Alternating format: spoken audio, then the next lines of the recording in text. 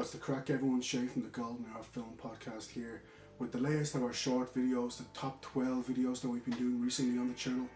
This week I'm going to be doing top 12 Humphrey Bogart films. Yes, the man, the myth, the legend, one of the most famous American actors of all time, been in so many classic movies, and I'm going to get into the top 12 Humphrey Bogart videos and performances that I think everyone kind of should go out of the way to see if they can. First up, I'm not going to waste any time. First up, I'm going to start off with, from 1939, directed by Raoul Walsh, The Roaring Twenties. So it's Humphrey Bogart playing a World War I veteran who, along with James Cagney, after they come back from the First World War and obviously you start getting into the Prohibition era, they start to get into some shady dealings, bootlegging, stuff like this. Really interesting look at kind of what caused a lot of these people back then to get into bootlegging business, obviously with the Prohibition era in full effect. It's a really interesting kind of structure to the film as well. It kind of goes right from the end of the First World War right up until kind of pretty much well into the 30s. And Humphrey Bogart plays a guy who, yeah, like I said, he's pretty much the antagonist of the film. He goes on to be, and it's a really strong performance from him. Right when he's starting to kind of gain a name for himself, playing these kind of morally duplicitous, morally repugnant characters. He's a bootlegger. He's pretty much a gangster, to be honest, and he is the antagonist to James Cagney's main character. And yeah, he's at this point, like, he's starting to make a name for himself. He's starting to put in some really good work. Next up, another film from Raoul Walsh from 1941, High Sierra. So Bogart in this film plays a guy called Roy Earl who he's in prison on a lifetime stretch. He's going to be in prison for the rest of his life. However, at the very start of the film, he gets out. He gets a pardon. We don't really know why.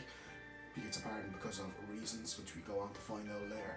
But he gets back into his old ways. So he gets involved pretty quickly, embroiled in this whole heist scheme. Really interesting heist. Him and a bunch of other people are planning on kind of pulling off this intricate heist. It's really good stuff here. Like, you can tell kind of the character does have a lot of decency in him. He gets involved with this family that he helps just out of the goodness of his heart, but also, yeah, he is involved in this heist. And really, towards the end of the film in particular, there's a brilliant chase scene, well ahead of its time. High Sierra, probably the first film that Bogart would gain a lot of acclaim for his leading work, his role as a leading man. Up until this point, he had kind of done a lot of supporting work and a lot of great supporting work, but this is the first film where people will kind of look at him and think, oh, this guy is actually a leading man. He can do really interesting things with a lead character. And yeah, it's another addition in his rogues gallery of characters. He did like to play kind of the hard-boiled, hard-bitten, weary kind of characters, and this is an early example of kind of role that would go on to make him really famous. Next up, a couple of years before High Sierra, Angels with Dirty Faces, directed by Michael Curtiz from 1938, also co-starring James Cagney. And this is a film, essentially James Cagney plays a gangster who has kind of a heart of gold, and he gets embroiled in some shady dealings once again with Humphrey Bogart's lawyer. So Humphrey Bogart plays this duplicitous lawyer who is kind of out to get James Cagney for one reason or another. We'll find out the reasons why. Brilliant film, to be honest. It is a supporting role from Bogart in this one, but he does really good work, and the film itself is a cracking film, I have to say.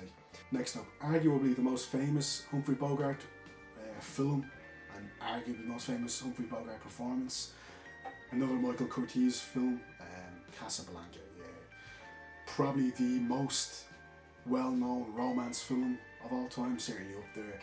One of the most well-known films set in World War II that were made during World War II. Bogart famously thought that this thing was going to be, he wasn't too enamoured with the script. He thought it was kind of come and go. He thought it wouldn't really gain much traction, but he was wrong there, to be honest. Incredible romance at the centre of this film between Bogart and Ingrid Bergman. Amazing performances in supporting turns from the likes of Claude Rains, Paul Henreid. Yeah, it's an absolutely classic film. I think everyone's probably seen Casablanca, and if you haven't, yeah, it's one absolutely worth going out your way to see. But yeah, it's one of the most famous Bogart performances, and he absolutely crushes it as this guy who's caught up again in a bunch of situation and in a bunch of scenarios that, like, he wants to try and do the right thing, but he also kind of wants to stay out of it. And then there's the whole thing that, like, is he going to do the right thing or not? And then on top of that, then you have this heartrending kind of romance between him and Ingrid Bergman at the centre of the film. Beautiful, beautiful film. Casablanca, what a classic. Next up, the film that Humphrey Bogart would meet his future wife on, Laura McCall, yes, To Have and Have Not, directed by Howard Hawks. Again, similar vibes to Casablanca in this one. So he's playing a kind of a boat captain who, he's kind of getting involved in parts of the war that he doesn't really want to get too involved in. He wants to kind of stay out of it if he can, but then he also has his conscience speaking to him. And then at the centre again, he has this kind of romance with Laura McCall's character, who he would fall in love with in real life and who he would go on to marry and have a child with and have a very happy life with. Very fun film, very similar vibes to Casablanca. I wouldn't say it's on the same level quite as Casablanca, but it's along those lines. It's a very fun film. It's a very entertaining kind of romp. It's still a very good film, and it's not the only Howard Hawks film, the only Howard Hawks collaboration I'm going to talk about here, because next up it's The Big Sleep. Yes, probably the most famous iteration of Philip Marlowe that's ever been put on screen. I did talk about this in the 12 film noirs that we put out there on the channel last month, so I'm not going to talk about this too much.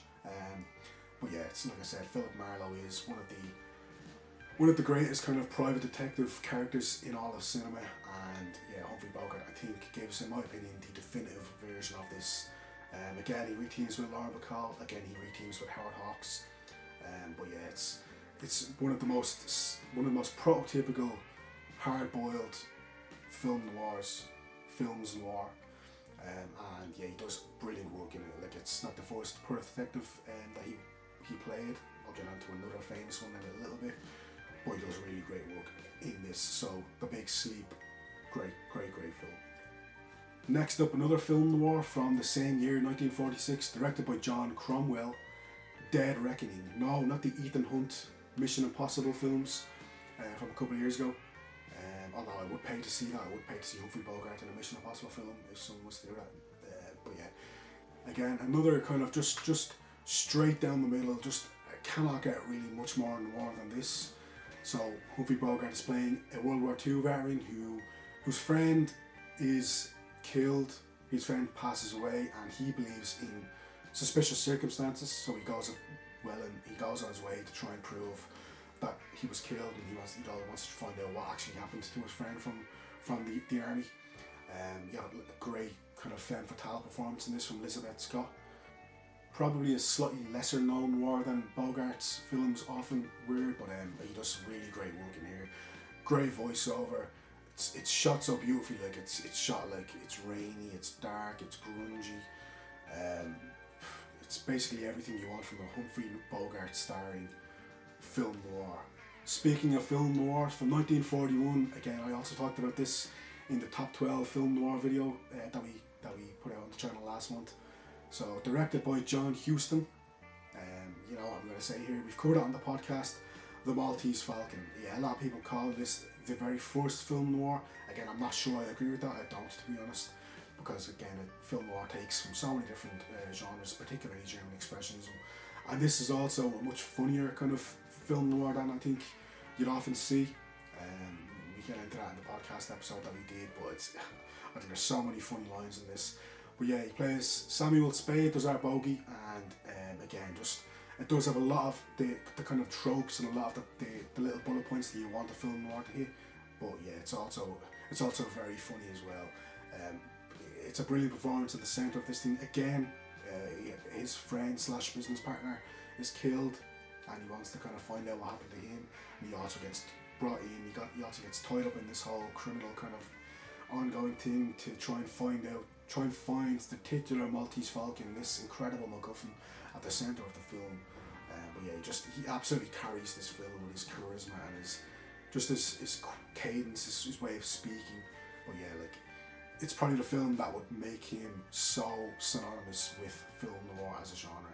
And yeah, it's a brilliant performance in the lead role.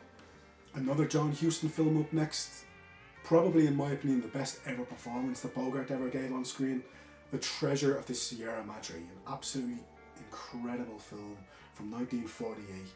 He's playing a gold prospector. He's also co-starring alongside Walter Huston, John's father. But yeah, he's playing a gold prospector who they're prospecting for gold, but yeah, it's you can tell that this film has had an influence on so many directors since, from Robert Altman to Paul Thomas Anderson. The story beats, the way that the lead character is written, the kind of the slow descent into madness, the slow descent into absolute moral repugnancy along the way. He's just so consumed by just finding this gold.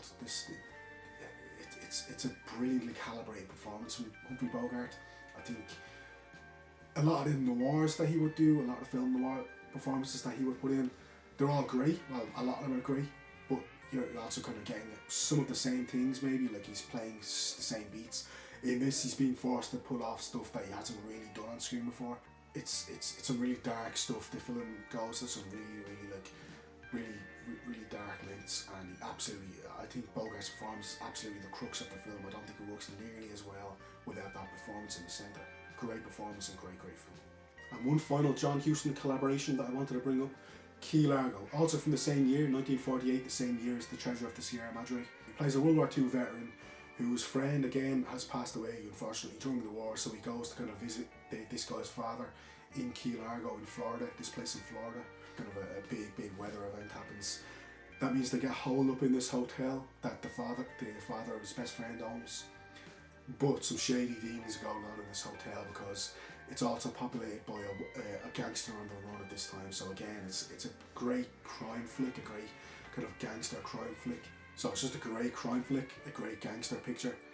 So Bogey plays this character again who he wants to do the right thing, but he doesn't know if he should. We get that a lot in his films, but he pulls off that kind of moral quandary so well. It's one of his calling cards.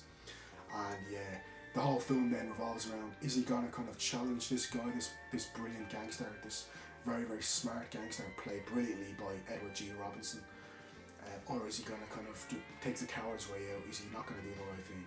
So Bogey plays those kind of roles so perfectly, and it's another really great performance in a John Huston film from Bowie. And the penultimate film I wanted to talk about, from 1950, In a Lonely Place. Again, I touched upon this in the 12 film noir videos, that if you want to check that out. To me, this is one of his absolutely best films that he was ever in, and one of his absolutely best performances that he ever gave on screen. A film noir that basically, he plays a screenwriter who is wrapped up in a murder, so someone that he knows unfortunately is murdered, and he quickly becomes prime suspect in this murder, and he doesn't do much to dissuade the police that he is actually the man. Like, the audience, I think, knows at this point whether he is or not. I'm not going to spoil it one way or the other. But again, he has certain moments in this film where you can tell that this guy is a really kind of dark, shady character, even whether he did it or not. Again, I'm not going to spoil, but he is a dark, shady character that maybe can't fully be trusted. He has some demons that he needs to exorcise, and have they exercised themselves in the wrong way? Have they exercised themselves in a really bad way with the death of this young woman? So, but Bogey again plays these kind of roles so well. He plays those kind of, is he a wrong one? Is he not? There are very few people who could kind of play those kind of roles, play them with such frequency, and also play them with such success. It's really, like I say, it was his calling card, these kind of morally dubious, morally duplicitous characters. And last but not least, from 1954, The Caine Mutiny, directed by Edward Dmytryk. So again, Bogey plays a US naval ship captain of the Caine, the ship called the Caine. He's brought in as the new captain of this ship, but the crew kind of begin to think that he's maybe not in his right mind, begin to think that maybe he's not fully in control of his mental kind of capacity, and maybe he's having some mental difficulties. So yeah, eventually it does happen that there's a mutiny on ship that Bogey's character just absolutely is apoplectic about, he's absolutely protesting about. As an audience, you're kind of expected to sympathise with this guy for sure, because yeah, maybe it's not exactly his fault that he's doing some certain things, like they could be interpreted different ways. He believes he's doing the right thing, but then his crew members kind of think that actually that maybe isn't the sign of a fully mentally well person. So it does kind of conclude in this big courtroom scene, but it's really layered performance from Bogart in this. You think of a US naval captain, you think of obviously someone who's very, very efficient, very good at the job, very drilled, and he does give that, but he also gives the kind of more nuanced, more layered kind of aspects to that kind of character as well, especially when you're kind of, the picture wants you to ask, is this guy actually well, is he fully in control of his actions or not? So yeah, it's really nuanced stuff. I think one of the more underrated performances that he ever gave, and yeah, that's Humphrey Bogart. In my opinion, 12 films that I think people should absolutely, if you're a fan of Bogart and absolutely a fan of his kind of work, 12 films that I think you should go out of your way to see, because he does great work in all of those. And like I said, there's not much of a kind of structure to what I just give. I haven't gone best to worst or anything. It's kind of, I just tried to give kind of tried to go about directors, if anything. Like he did a few films in there with Howard Hawks, a few with John Huston, a couple with Raoul Walsh, a couple with Michael Curtiz. So I've tried to kind of structure it that way almost. But yeah, like 12 films in no particular order, apart from maybe directors, that I think people should kind of go out of their way to see when it comes to Humphrey Bogart performances, because he is one of the kind of most famous American actors of all time. These are 12 films I think people, if you really like Bogart's work, if you want to even get into Bogart's work more, I think you can't really go wrong with any of those 12 films. So yeah, that's 12 Humphrey Bogart films I think everyone should watch. Thanks for watching, everyone.